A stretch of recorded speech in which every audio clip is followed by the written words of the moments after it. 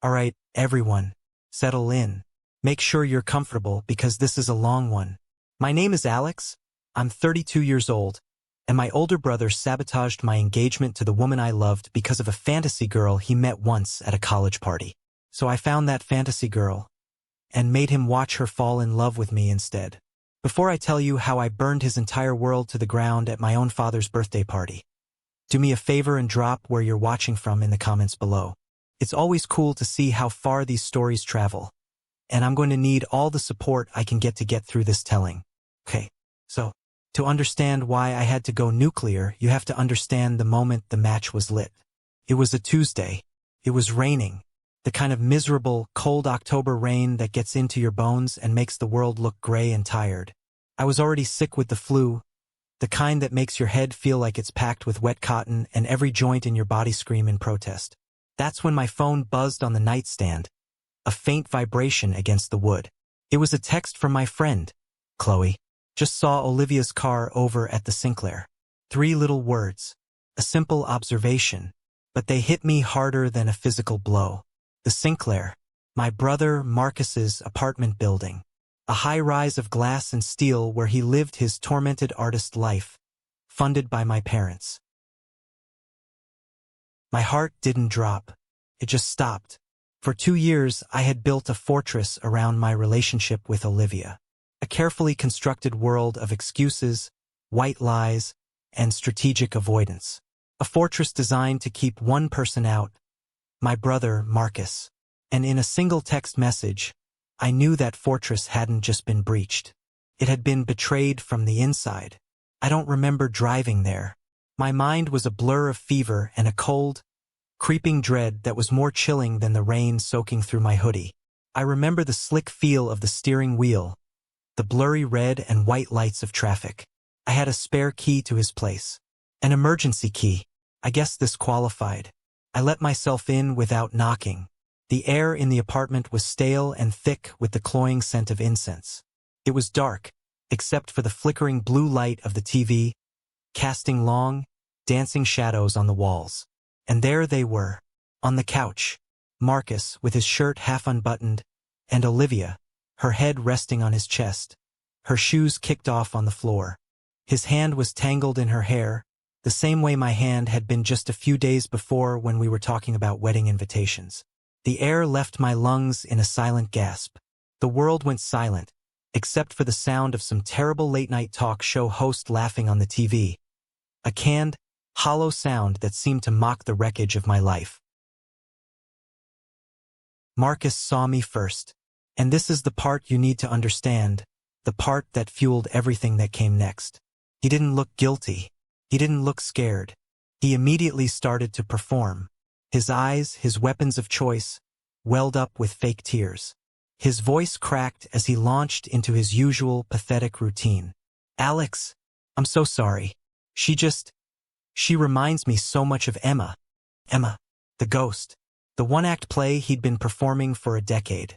The excuse for every terrible thing he'd ever done. I didn't look at Olivia.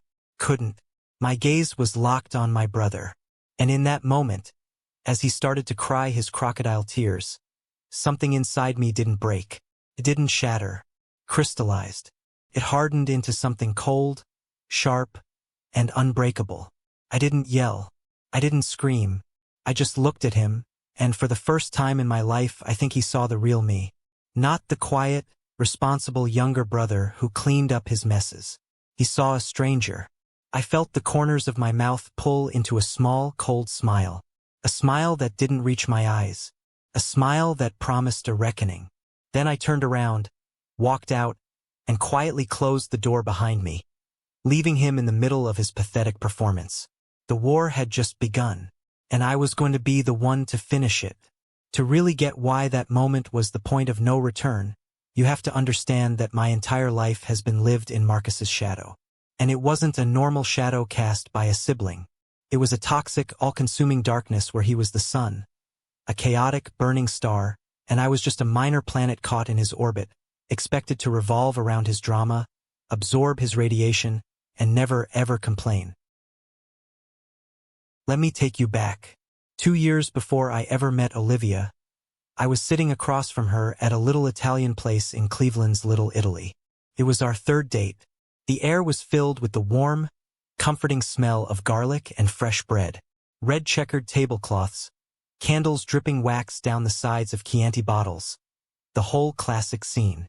She was telling me about her job as a pediatric nurse at the Cleveland Clinic, and her eyes, this incredible warm brown, lit up when she talked about the kids she cared for. She was smart, she was funny, and she had a fundamental kindness that felt like coming home after a long, hard journey. I knew right then and there, as she laughed at one of my dumb jokes, that this was different. This was real. And my very first thought wasn't a thrill of excitement. It was a cold spike of fear. Because anything truly good in my life, anything I genuinely valued, Marcus had a way of noticing, coveting, and ultimately poisoning. "So," she said, expertly swirling spaghetti onto her fork, "when do I get to meet this famous older brother of yours?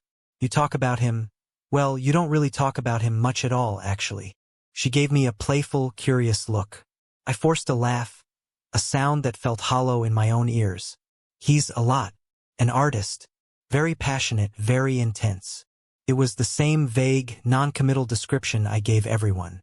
The standard issue PR release for the cult of Marcus. She tilted her head. "That's cool. What kind of art does he make?" "The kind that gets him a lot of attention and a blank check from my parents," I said, the words slipping out with more bitterness than I intended. I tried to cover it with a smile. She must have seen through it, because she reached across the table and put her hand over mine.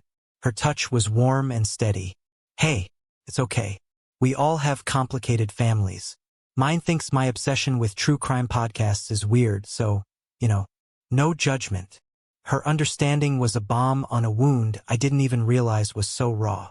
But it also solidified my decision. I was going to protect this. I was going to protect her. For the next 2 years, I built that fortress I told you about. Olivia became my secret, happy world. We'd go on weekend trips to Hocking Hills. I'd meet her sprawling, loud, wonderfully normal family for Thanksgiving. She'd meet my friends for beers and trivia nights. But when it came to my own family, she was a ghost. I became a master of excuses. "Mom, sorry, can't make dinner Sunday. Olivia has to cover a shift at the hospital. You know how it is. Dad, we won't be at the 4th of July barbecue. Her sister's in town, and we're heading up to the lake." It worked, but it was exhausting. Felt like living a double life. And it was all because of Marcus's well-established pattern of destruction. A pattern our parents not only tolerated but actively enabled. Let me give you the highlight reel. His greatest hits of cruelty. When Marcus was 28, his best friend, Jake, got engaged. Jake was a salt-of-the-earth guy, a contractor who built decks and renovated kitchens. He was honest and hardworking and loved his fiancée, Sarah, with a simple, uncomplicated devotion that Marcus seemed to find personally offensive. To Marcus, other people's happiness wasn't something to celebrate. It was a criticism of his own manufactured misery.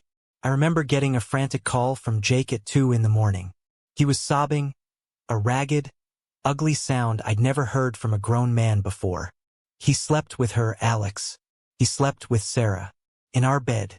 The bed I built with my own 2 hands. I threw on some clothes and drove over to Jake's small bungalow. The place was a wreck. A lamp was shattered on the floor, its shade bent at a sad angle. Couch cushions were torn. Jake was just sitting on the floor in the middle of it all, his head in his hands. He told me he'd come home early from a job, wanting to surprise Sarah. He was the one who got the surprise. The worst part, the part that still makes my blood boil, was the confrontation.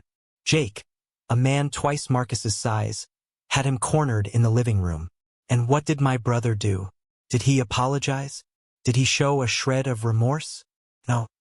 He looked Jake dead in the eye, his own brimming with those ever-present tears, and delivered his signature line. "You don't understand what it's like," he'd whispered, his voice choked with fake emotion. "To have your one true love ripped away from you.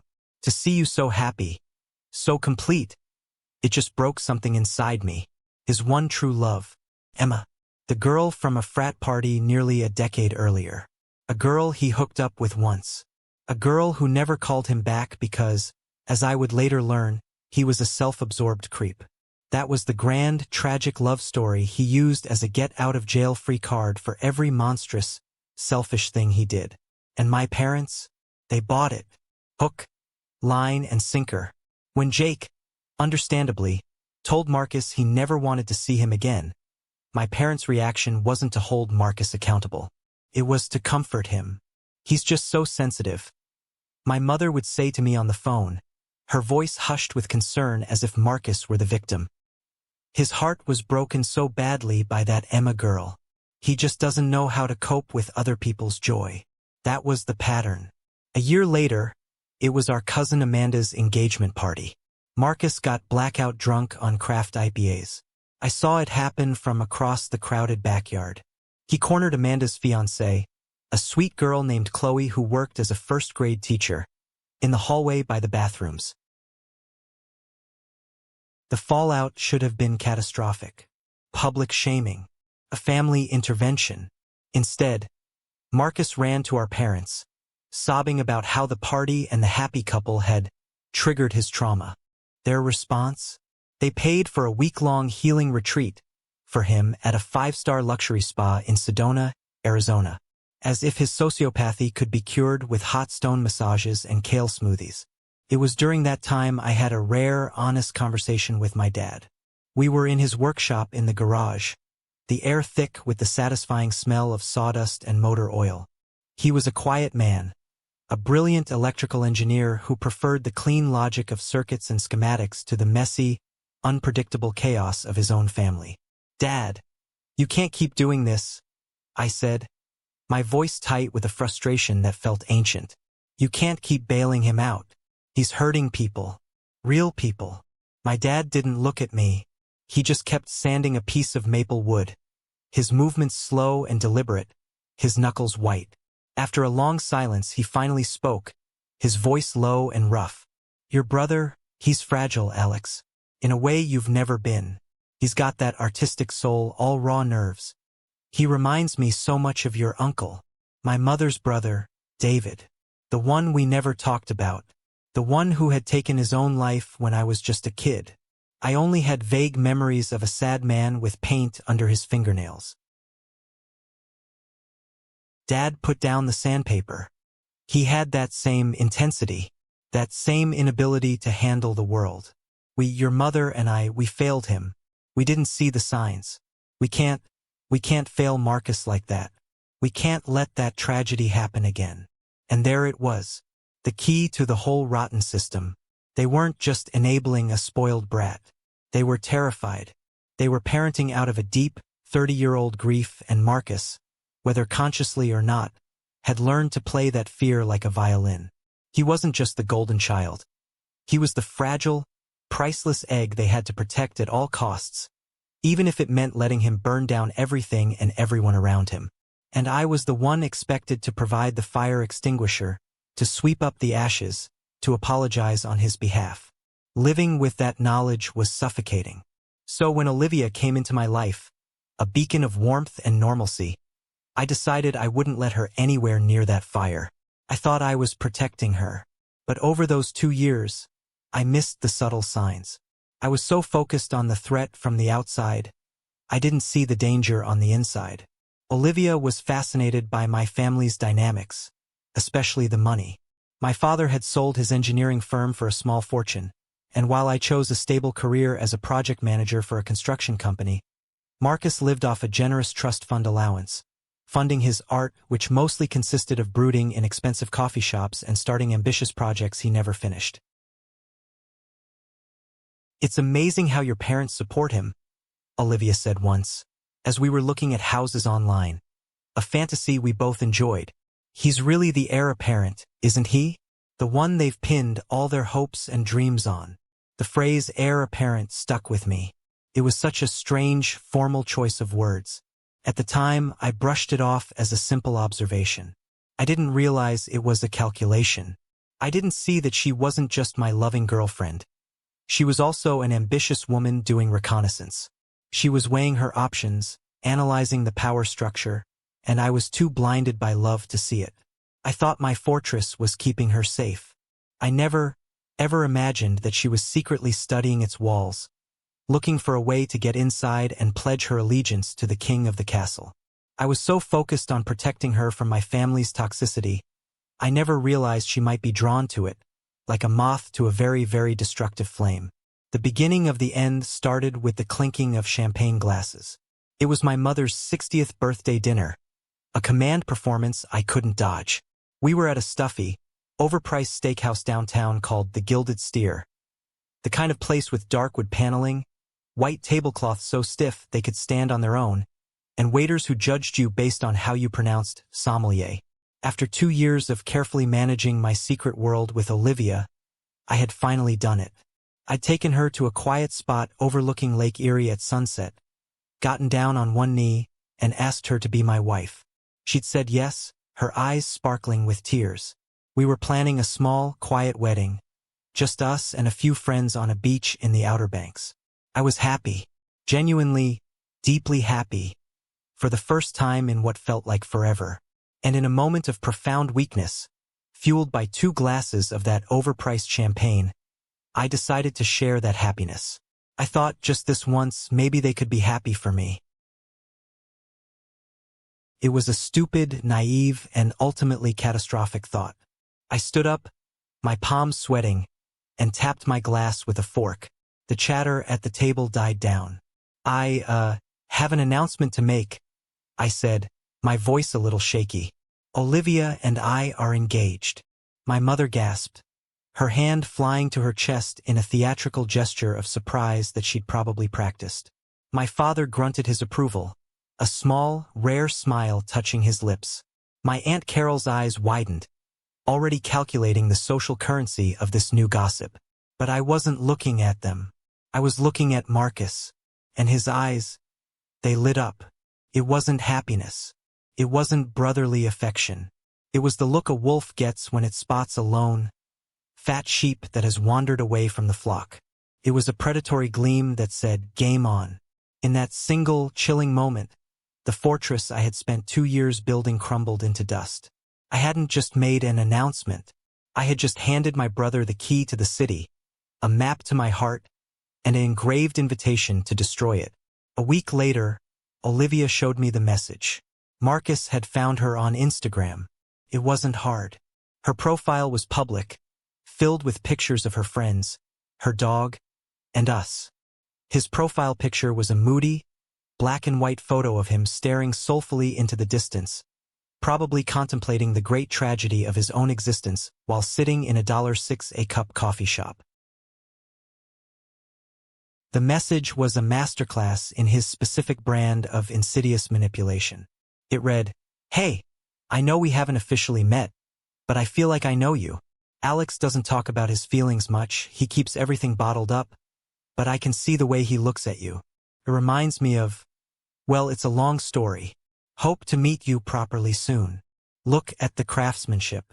In 3 sentences, he positioned himself as the sensitive, insightful one, planted a seed of doubt about my emotional availability, and dangled the irresistible mystery of his tragic past. It was brilliant in a sociopathic kind of way. Olivia and I laughed about it. We were sitting on my couch eating takeout pizza. "Wow," she said, scrolling through his pretentious photos of blurry cityscapes and his own feet. "He's exactly as dramatic as you described." We blocked him.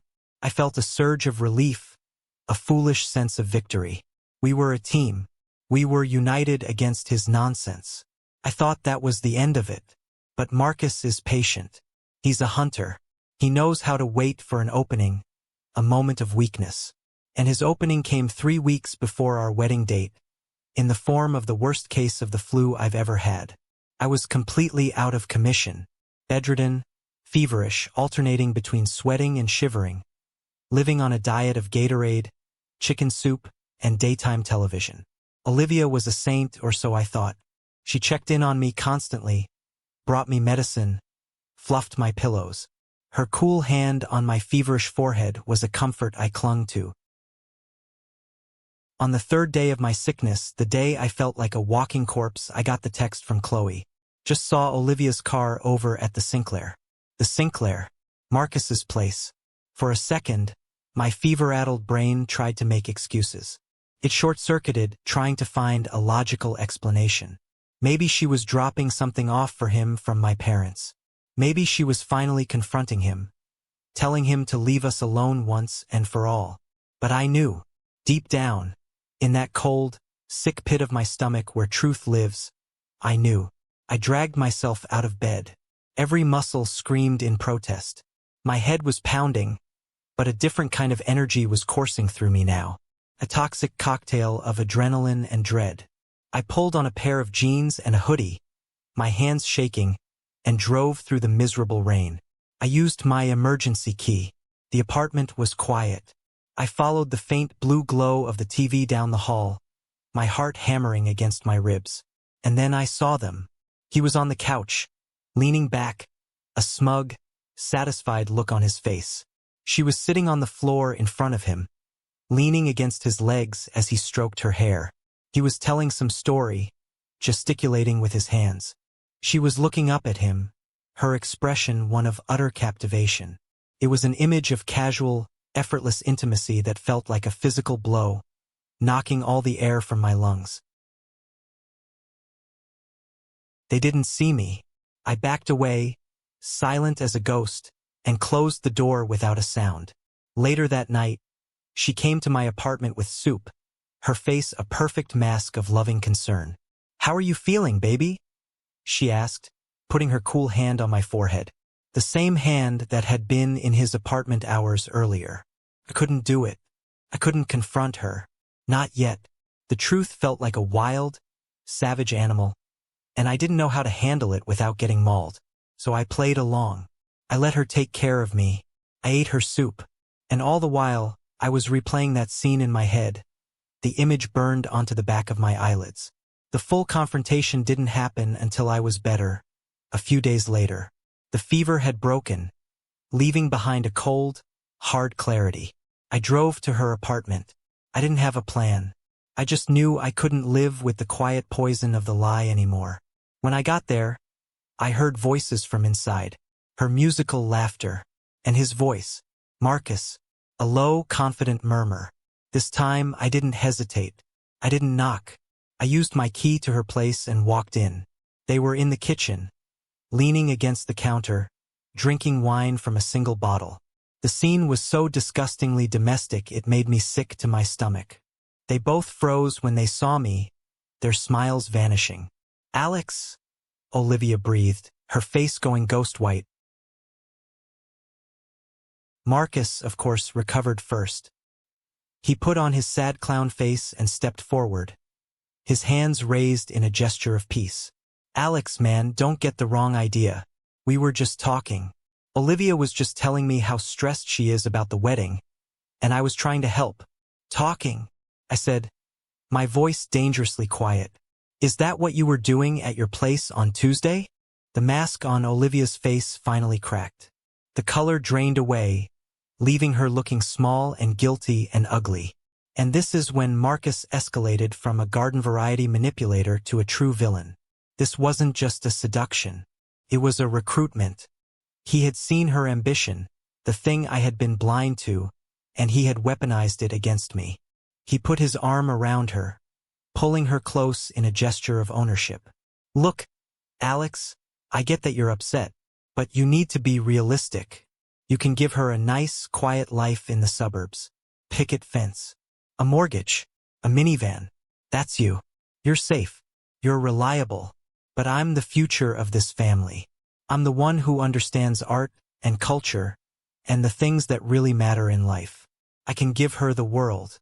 A life of passion. She deserves that, don't you think?" He was looking at me, but every word was for her. He was selling her a dream right in front of me. A dream where she wasn't the quiet, supportive girlfriend of the responsible younger brother, but the glamorous, adored muse of the brilliant, tormented artist. The queen of the castle. And Olivia, she didn't pull away from him. She didn't defend me. She leaned into him. She made her choice, right there in the harsh light of her kitchen. And in her eyes, I saw the cold, hard truth. This wasn't a moment of weakness. This wasn't a mistake. This was a calculated betrayal. She had weighed her options, analyzed the power dynamics, and decided that Marcus was the better bet. "Alex," she said, her voice barely a whisper, refusing to meet my eyes. "I'm sorry, but he's right. I need more than just this." She gestured vaguely around her apartment, an apartment I had helped her paint, an apartment filled with pictures of us. She dismissed our entire 2-year relationship as if it were a piece of cheap, disposable furniture she was ready to discard. That's when the sickness, the fever, the heartbreak, the years of resentment, it all burned away. And all that was left was a cold, pure, righteous anger. They hadn't just broken my heart. They had insulted my intelligence. They had fundamentally underestimated me. And they were about to find out just how big of a mistake that was. I didn't say another word. I took my key to her apartment off my keyring, the key she had given me with a kiss a year earlier, and I placed it deliberately on her kitchen counter. It made a small, final-sounding click. Then I turned my back on them, on the wreckage of my love story, and walked out the door. The storm had broken, and I was standing right in the middle of it. But I wasn't afraid. For the first time in my life, I felt the ground firm beneath my feet. I knew exactly what I had to do. Revenge is a dish best served cold, they say. That's true. But first, you have to find the right ingredients, and you have to be willing to spend time in the kitchen. My main ingredient had a name, Emma. For years, she had been a ghost, a myth, a one-act play Marcus performed to justify his cruelty. But she wasn't a ghost. She was a real person. A person with a life, a career, and probably a very different memory of that one night in college. And thanks to the beautiful, terrifying interconnectedness of the modern world, she wasn't hard to find. We had a few mutual friends on Facebook from our days at Ohio State. It took me less than 5 minutes of clicking through old photos to find her profile. Emma Peterson, doctor of physical therapy, lived and worked in Columbus, about a 3-hour drive away. Her profile picture was of her smiling, standing on a hiking trail with a ridiculously goofy-looking golden retriever. She looked normal, sane, grounded. She looked like the absolute last person who would want anything to do with my family's 5-alarm dumpster fire of a drama. I stared at the send message button for what felt like an hour. My thumb hovered over the screen. This was insane. What was I possibly going to say? "Hey, you don't know me, but my narcissistic brother has been using your name as his excuse for being a terrible human for a decade, and he just slept with my fiancé 3 weeks before my wedding. So, naturally, I was wondering if you'd like to team up and help me ruin his life?" It sounded like the plot of a bad straight-to-streaming movie. But then I thought of Marcus's smug, triumphant face in Olivia's kitchen. I thought of Olivia's cold, calculating eyes. And I thought, to hell with it. What did I have to lose? I had already lost everything. So, I typed out a slightly more diplomatic version of that message. I explained who I was, mentioned Marcus, and said I had a strange proposition for her if she was willing to hear me out. I hit send, my heart pounding in my chest. I fully expected to be ignored. I expected to be blocked. I expected her to think I was a complete lunatic. I did not expect a reply in under 10 minutes. A notification popped up on my screen, and my breath caught in my throat. Marcus Thompson? The guy who showed up at my mother's house last year? Oh, I'm in. Tell me everything. My blood ran cold. He had gone to her mother's house? This was a level of obsession I hadn't even fathomed. I immediately sent her my number. And for the next 20 minutes, she told me a story that made my own experience with Marcus look like child's play. It turned out, about a year ago, Marcus, in a fit of what I can only describe as sociopathic romanticism, had driven the 3 hours to her small hometown. He'd looked up her parents' address online. He showed up on their doorstep with a ridiculously expensive bouquet of lilies and introduced himself to her mother as an old college friend of Emma's. an old friend who had been carrying a torch for her for 10 long years. He told her mom this epic, completely fabricated story about their deep, unspoken connection. How he'd been too scared and shy back then to tell her his true feelings, and how he'd spent a decade regretting it. He called her the love of his life and the soul he'd let get away. Her mother, a sweet, trusting woman from a small town who still believed in the good in people, bought the whole sad, manipulative act. She invited him in for iced tea. She listened for over an hour as he spun his web of lies, painting himself as a tragic, romantic hero. She even took selfies with him and posted them on her Facebook page with the caption, "So wonderful to see my Emma's old college flame. Such a charming and sensitive young man." Reconnecting. When Emma found out, she was beyond horrified. She was furious. She called Marcus and told him he was insane and to never, ever contact her or her family again. His response? He didn't apologize. He doubled down. He sent her mother a barrage of manipulative, guilt-tripping text messages, going on and on about his broken heart and how Emma was being cruel and unforgiving. "Here's the kicker, Alex," Emma said, and her voice turned hard as flint. "My mom has a heart condition. She has severe anxiety, and she's supposed to avoid stress. The pressure of all this, of thinking she was somehow caught in the middle of this drama he invented, it triggered a massive panic attack. She ended up in the ER for observation. He put my mother in the hospital with his goddamn lies." I was completely speechless. This went beyond anything I could have imagined. This wasn't just pathetic obsession. This was dangerous, reckless, and cruel. "He didn't just hurt my feelings, Alex," she continued, her voice shaking with a quiet, controlled rage. "He hurt my mom, my sweet, kind mother who wouldn't hurt a fly. For that, there's no forgiveness. So yes, I want to help you, not just for you but for me, for my mom. This guy needs to be stopped. What do you have in mind?" Suddenly, this wasn't just my revenge. It was ours. It was justice. The day of my father's 65th birthday lunch arrived, draped in the crisp, bright, deceptive colors of a perfect autumn afternoon. My parents' house, a sprawling colonial in a wealthy suburb of Cleveland, was buzzing with the forced cheerfulness of a mandatory family gathering. The air inside smelled of my mother's famous roasted turkey and the expensive floral perfume she wore on special occasions. It was a scent I usually associated with holidays and comfort. That day, it smelled like a battlefield. I walked in with Emma on my arm. The effect was instantaneous. It was like a record scratch in a crowded room. My Aunt Carol, in the middle of a loud story, stopped mid-sentence. My uncle, pouring himself a drink at the wet bar, paused with the bottle in midair. Conversations around the living room faltered and died.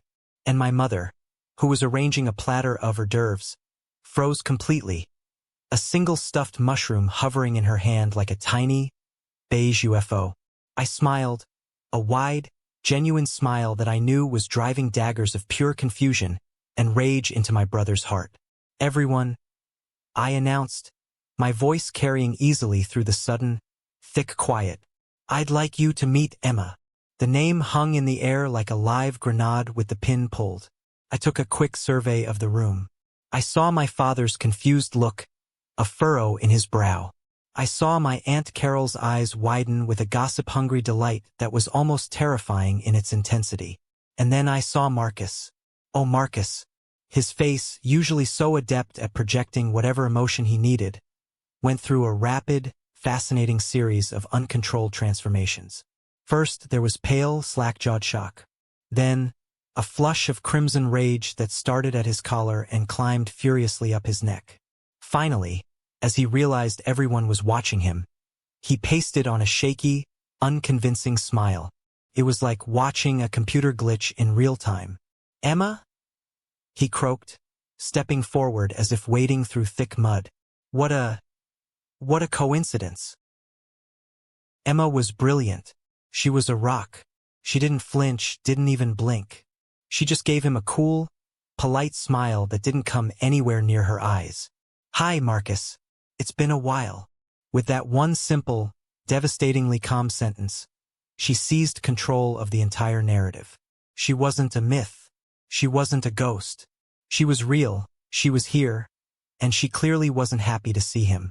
His entire victimhood identity, built on her absence, began to crumble right there in my parents' foyer. We were seated for lunch at the long, polished mahogany dining table, the one reserved for holidays and special occasions. The guest list was a strategic battlefield, and I knew every player. On one side, my parents, the king and queen of the enabling kingdom. On the other, my gossipy Aunt Carol, who would ensure the events of this day were broadcast far and wide. And critically, at my father's right hand, was Mr. Henderson, my dad's old college roommate and a hugely successful business owner. A man whose opinion my parents valued more than almost anyone's. I could see Mr. Henderson watching us from across the table. He'd occasionally catch my eye and give me a small, approving nod. He saw a happy, stable, handsome couple. Then he'd look at Marcus, who was furiously pushing his food around his plate with a thunderous expression, and his brow would furrow in confusion. The breaking point, as it so often does in families, came with dessert. My mother brought out a huge birthday cake, the candles blazing. As we all sang a painfully off-key rendition of Happy Birthday, Marcus wasn't looking at my dad. He was staring at Emma with a look of such raw, pathetic longing that it was physically uncomfortable for everyone at the table to witness. It was the look of a starving man staring through a restaurant window. After my dad blew out the candles to a smattering of applause, Marcus abruptly stood up, his chair scraping loudly against the hardwood floor. "Excuse me," he muttered, his voice tight, and practically fled the room, heading towards the downstairs guest bathroom. My mother shot me a look of pure, unadulterated venom. A look that said, "This is all your fault. You've ruined everything." I gave her a calm, unbothered smile, took a bite of my cake. It was delicious, and then I, too, excused myself from the table. This was it. Phase 2. The private confrontation. I found him in the bathroom, splashing cold water on his face. He looked up at my reflection in the mirror, and the public mask was gone. His face was twisted with a pure, childish rage. "What are you doing?" he hissed, his voice trembling as he spun around to face me. "What am I doing?" I replied, keeping my voice perfectly level, a trick I learned from years of de-escalating his tantrums. "I'm having lunch with my girlfriend, celebrating my father's birthday." "What are you doing, Marcus?" "She's not your girlfriend," he spat, his voice rising to a frantic pitch. "She's mine. She's always been mine. I saw her first. I loved her first." The sheer absurdity of it, the pathetic, breathtaking delusion, it was almost laughable. But I didn't laugh. I stepped closer, into his personal space, my voice dropping to a low, cold tone that was more threatening than any shout. "No, Marcus, you saw her once.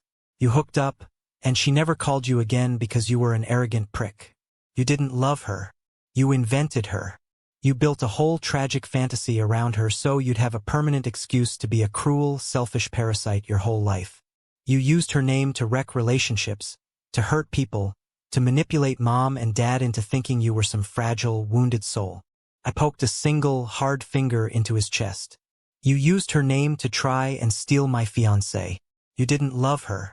You used her. And now you're going to sit at that table and you're going to watch her love me. Because unlike you, Marcus, I don't have to lie. I don't have to beg. And I don't have to invent a fantasy to feel important." His face crumpled. The rage dissolved instantly into the familiar, sniveling self-pity.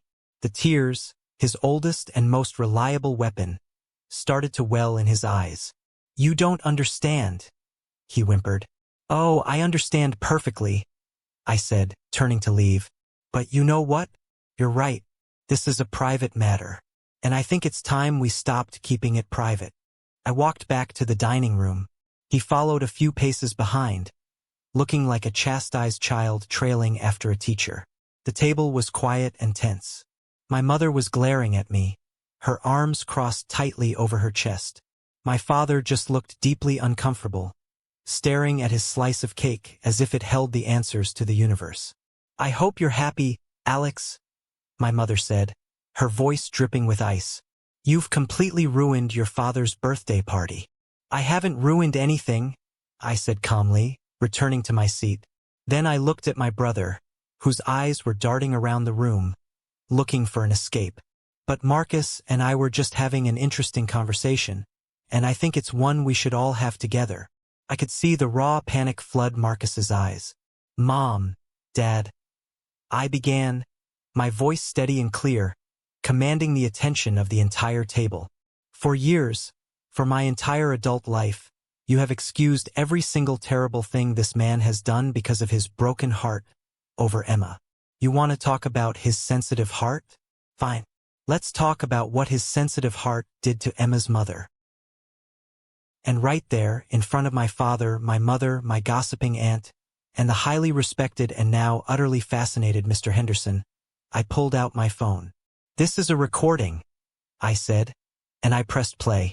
Emma's voice, crisp and furious, filled the silent room, telling the story of Marcus showing up at her home, of his lies, of his harassment. Then, the audio shifted to a recording of her mother, her voice frail and trembling with anxiety, apologizing to her own daughter for the stress and fear that Marcus, a complete stranger, had brought into their lives. "He put her in the hospital," I said, my voice as cold and hard as a block of ice, "with stress-induced panic attacks, because he couldn't handle rejection." Then I swiped on my phone, turning the screen for them to see. These are the screenshots of his posts after she told him to leave her alone. And these are the dozens of manipulative, emotionally abusive texts he sent to a woman with a known heart condition. I placed the phone on the center of the mahogany table. The evidence, irrefutable, digital, undeniable. The silence that followed was the most profound, most absolute silence I have ever heard. My Aunt Carol's mouth was literally hanging open. Mr. Henderson was staring at my parents with an expression of such complete and utter disbelief and disgust. It was as if they had just sprouted horns. And my parents, they just stared at the glowing screen of the phone. The story they had told themselves for a decade, the foundation of their entire family dynamic, the excuse for their own parental failings, had just been publicly and brutally demolished. There were no more excuses. There was no more tragic backstory. There was only the ugly, undeniable truth, sitting right there on the polished table, glowing under the warm light of the dining room chandelier. The reckoning was complete, and it was devastating. The moments after an explosion are always the quietest, the air thick with dust and the ringing of silence. The atmosphere in that dining room was heavy with the fallout from my truth bomb. No one moved. No one spoke. The polished mahogany table felt like a funeral bier for all the lies my family had told itself for years. The first to break the silence, to move, was Mr. Henderson. He slowly, deliberately, folded his cloth napkin, placed it beside his plate of uneaten cake, and stood up. He was a tall man, and his shadow seemed to fall over the entire table. He looked at my father, not with anger, but with a deep, profound disappointment that was far more cutting. "Frank," he said, his voice low and heavy, each word landing like a stone. "Helen, it was an eventful lunch. Thank you for having me." He gave a curt, formal nod. Then his gaze shifted to me and Emma. His expression softened, just for a second. "Alex, Emma, it was a genuine pleasure to meet you both." Before he turned to leave, he looked back at my father and added one final, quiet, devastating line. "You raised one hell of a son, Frank. And another one, too." And with that, he walked out of the house. His departure was a verdict. It was the sound of a lifelong friendship, a business connection, a pillar of my parents' social standing, cracking under the weight of their ugly, exposed secrets. My father, a man who cared deeply about his reputation and the respect of his peers, just sank a little in his chair, looking suddenly 10 years older, a frail, defeated man. My Aunt Carol, never one to miss a dramatic exit or the chance to be the first with a story, quickly and clumsily gathered her things, muttering something about a prior engagement she'd suddenly remembered. She didn't look at anyone, but I knew the story of this lunch, likely embellished and expanded, would be all over the extended family by nightfall. She was a human telegraph, and the message she was about to send was a brutal one. That left the four of us, me, Emma, and my two shell-shocked parents, sitting at the ruins of our family table. My brother was a ghost, having retreated so far into himself he was practically transparent. He was staring at his plate, his face ashen. My mother was the first to find her voice. It was a strangled whisper, the sound of a belief system shattering. "Why?" she asked, looking at me as if I were a complete stranger who had just broken into her home. "Why would you do this to us? In our own home? In front of our friends? This is a family matter." Emma squeezed my hand under the table, a small, steady pressure that anchored me. I took a deep breath. The old Alex, the one who had existed just a few weeks ago, would have apologized. The old Alex would have felt a surge of guilt for causing a scene, for making his mother cry. That Alex was gone, burned away in the fire of betrayal. "I didn't do this to you," I said, my voice firm but not unkind. "This is what you've been doing to yourselves and to me for years. I just decided to turn on the lights so everyone could finally see it clearly. And it is a family matter. That's why the whole family needed to hear it." I stood up and pulled Emma's chair out for her. Felt like the right thing to do. A gentlemanly act in the middle of a war zone. "Thank you for lunch, Dad. Happy birthday." We walked out of that house without looking back. The silence we left behind was their problem to solve, not mine. As we drove away, Emma was quiet for a long time. Then she just said, "Wow." "Yeah," I said. "Wow. Are you okay?" she asked, turning to look at me. "I think so," I said, and I was surprised to find that it was true. "I feel lighter." The phone call came that night, as I knew it would. It was my mother. I told her I needed space. I told her that if we were ever going to have a real, healthy relationship, all four of us, it had to be based on truth, not on protecting Marcus's fantasies. For the first time in my 32 years of life, she didn't argue. She didn't try to guilt-trip me. She just quietly said, "Okay, Alex, I hear you," and hung up. A boundary had been drawn, and for once it had been respected. A few days later, I got the last piece of closure I needed. "Olivia." She texted me, a long, rambling message asking if we could talk. I agreed to meet her for coffee at a neutral, public place. I didn't go because I wanted to hear her excuses. I went because I wanted to close the chapter myself on my own terms. She looked tired. The ambitious gleam in her eye had been replaced by a weary resignation. She'd clearly heard about the birthday lunch. She tried to apologize, to explain her actions. "I made a mistake, Alex. A huge, terrible mistake. I was dazzled by him, by the story, the tragic artist. I thought he was the one with all the real power in your family." She tried to reach for my hand, but I moved it away. "You're right," I said, my voice calm and even. "You did make a mistake. You're a nurse. You're supposed to be good at diagnostics. You just made a terrible diagnosis of the situation." I paused, then delivered the final line. "You bet on the wrong horse, Olivia." I saw the flicker of hurt in her eyes. My indifference, my refusal to give her the emotional drama she was probably expecting, was a bigger blow to her ego than any angry tirade would have been. I had been her safe, reliable choice, and she had thrown me away for a fantasy of power and passion. And now she had nothing. "I hope you find what you're looking for," I said, standing up from the table and leaving a $10 bill for our coffees. "I really do." I left her sitting there, a lonely figure in a bustling coffee shop, staring into her cup. I didn't feel triumph. I just felt free. The last chain connecting me to my old life, to the man I used to be, had just been broken. The wreckage was still smoldering, but the storm was finally over. Now it was time to see what could be built from the ashes. 3 months later, the world looked and felt entirely different. The emotional dust from the explosion at my father's birthday party had started to settle, and the landscape of my life had been permanently and beautifully altered. The first and most noticeable change was the profound silence from Marcus. He had retreated so far into himself that he had effectively vanished from my life. His social media, once a curated gallery of his supposed artistic torment, went dark. He stopped showing up to the few family functions that were held. My relationship with my parents entered a new, fragile, and ultimately healthier phase. It was like learning to walk again after a major injury. Cautious, deliberate, and sometimes painful but necessary.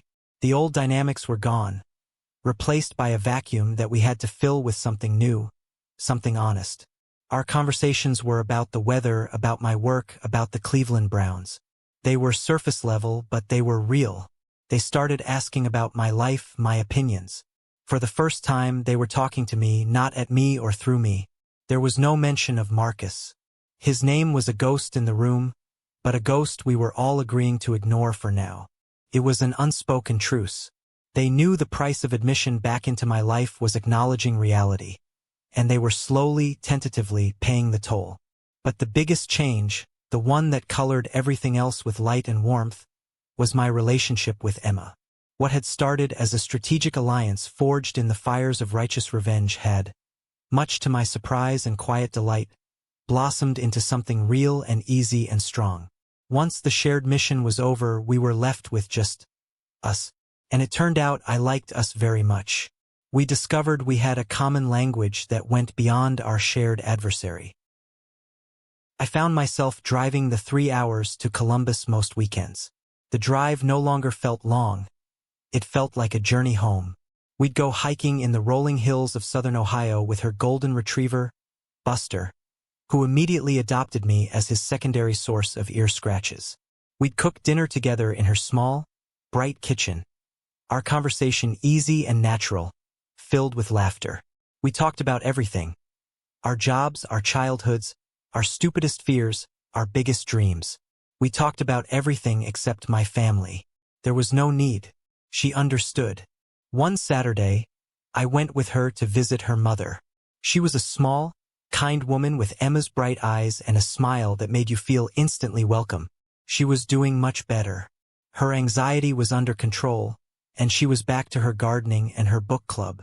She gave me a warm hug and thanked me, her eyes tearing up a little. "Thank you for helping my Emma," she'd said. "You're a good man, Alex." Seeing her, healthy and happy, and knowing that our actions had removed a source of toxic stress from her life, felt like a better, cleaner victory than anything I had felt at that lunch table.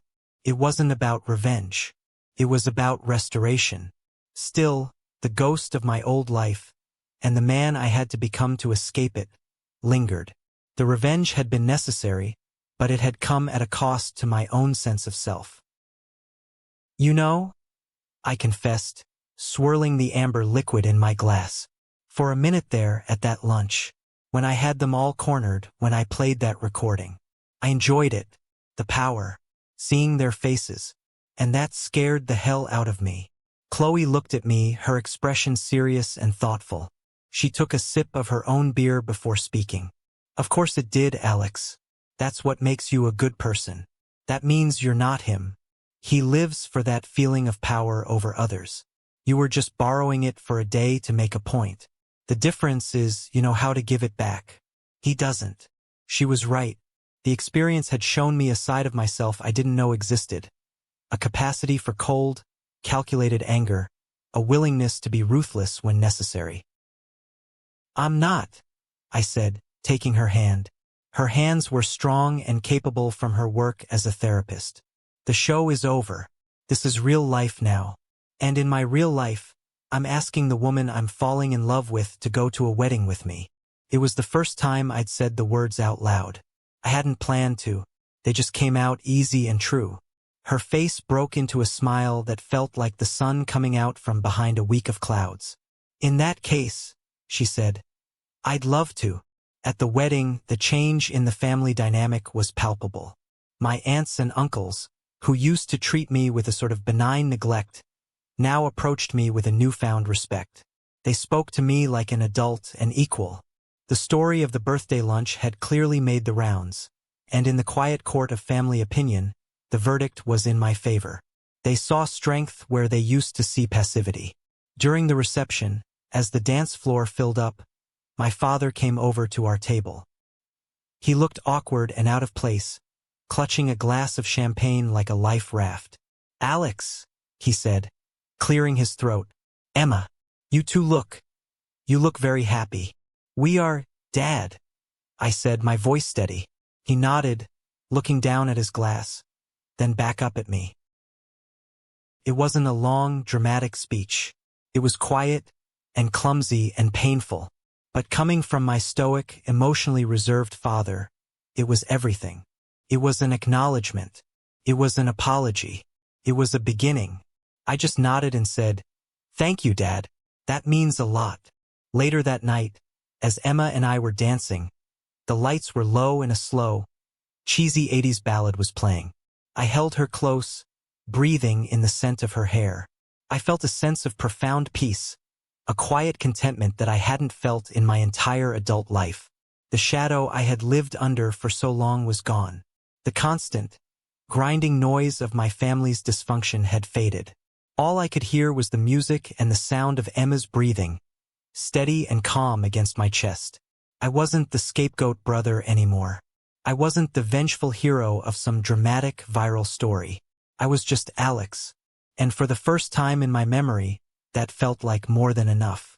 The sun was rising on a new day, and I was finally ready to step into the light.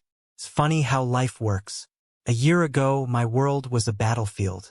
My mind was a command center, and I was spending every waking moment planning a war. Today, my world is a quiet Sunday morning in a park in Columbus. The air is cool and smells like damp earth and coffee from the thermos we brought. The only sounds are the distant laughter of children on the playground and the happy, rhythmic panting of Buster, Emma's golden retriever, as he chases a worn-out frisbee with an enthusiasm I can only envy. Emma is sitting next to me on the park bench, her head resting on my shoulder. Her presence is a quiet comfort, a steady anchor in my new, calmer reality. We don't talk much about what happened anymore. We don't have to. We lived it. Now we're living what comes after. The quiet part. The better part. Sometimes I think about Marcus. The thought isn't sharp with anger anymore. It's dull, distant, and wrapped in a kind of clinical pity. I hear through my father that he's still in his apartment, still working on his art, still alone. He's still trapped in the prison of his own making, a world where he is the perpetual victim of a love that never existed. I had to become a strategist, a warrior, to do it. I had to tap into a cold, hard part of myself I never knew was there. And I'm grateful for that part, because it saved me. It gave me the strength to fight back. But I'm even more grateful that I don't need it anymore. I can pack it away like a tool I no longer need for the job. The real victory isn't the memory of my parents' shocked faces or my brother's quiet defeat. The real victory is this quiet moment. The feel of the autumn sun on my face. The comfortable weight of Emma's head on my shoulder. The freedom to build a life based on honesty and mutual respect, not on secrets and lies and carefully managed perceptions. I didn't just win a fight.